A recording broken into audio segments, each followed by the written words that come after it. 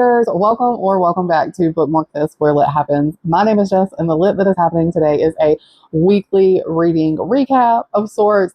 It is the 10th day of the month, and I am reading like a snail, okay? We are 10 days in, and I've really only completed 2 books. I am sort of in the middle of a third one, but that is relatively slow for me, but that's okay. Sometime in February, I hit a reading slump toward the end, and I have just not picked back up, but I want to talk about the books that I have read. First book that I completed this month was a thriller by Sherry LaPena. I've never read a book by this author before, but this one was really good. It was called She Didn't See It Coming, and we are located inside the hotel or inside the apartments that you see pictured here for the duration of the book for the most part. We meet our FNC and we lose her all within the first several pages. By 100 pages in, we already have zero clue who to trust, and everybody seems like they are guilty. We have her parents fly in, and they are about the only people that I trust throughout the duration of this book. This book for me was relatively quick paced, and I found myself itching to know who our culprit was the entire time. Now, with all of the different suspects that we had for this book and all that was going on, I did feel like I was a little unsatisfied with who ended up committing the crime as well as their reasoning. And I think that's just because, you know, I don't know. I felt like we had so much potential for like other opportunities, something really strange to have happened. But that did not take away from the story. It was well written, and I had a blast with this one. I am rating it 3 out of 5. Okay, next up, I have been having a little bit of FOMO lately, being left out of the whole heated rivalry world. And so I grabbed Game Changer because I had to know what everybody is talking about. And I will say that I am enjoying these characters. I think my favorite character is probably like the side character, the main character's best friend. But I also really have been sort of enjoying learning about this lifestyle and just how difficult it can be to navigate in society for our LGBTQ plus friends. And I enjoy a deep story that sort of takes you through what that might be like.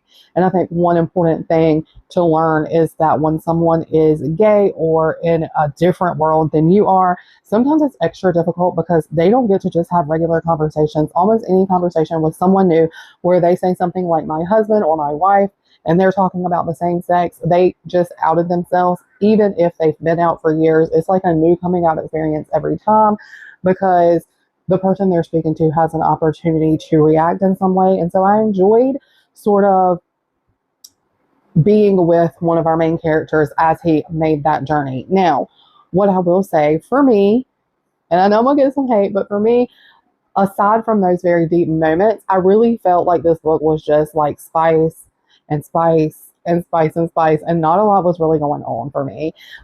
Again, there was the deep conversations here and there, but it was almost like spice with a few deep conversations sprinkled out.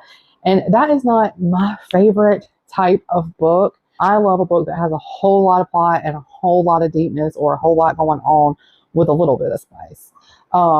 So that is just my personal opinion, but I did rate this book 3 out of 5 because I did enjoy sort of going through those changes and emotions with one of our main characters. Now, to follow up with that, I am in the middle of Heated Rivalry, and I am liking where I am so far in that book, so I'm hoping to see some differences. So far, it is going down that same line of a lot of spice, but the dynamic is slightly different as well, so I am interested to figure out where this story goes. And then another book that I am in the middle of, so I'm in the middle of 2 at the same time, and that is The Paradise Problem by Christina Lauren. Who has read some Christina Lauren? This is my first book. It's another first experience, and I'm having a lot of fun with that. The latter half of 25 and into the new year, I have been reading a lot of first-time authors for me, and this has been so much fun. And so far, we are having a fake dating situation, which is one of my favorite tropes. Sometimes it just doesn't work out. But for the most part, this is one of my favorite tropes, and I'm about halfway through it, and I can't wait to see how it wraps up. I love the uniqueness of the reasoning behind the fake dating, although I feel like I've seen this scene play out a bunch, but not necessarily for the reasons or in the same method as this one is being done. And there is one character in this book that I hate so much. Okay, I despise this person, and so I'm interested to see if there is character development, if this person grows at all, because I could maybe strangle her.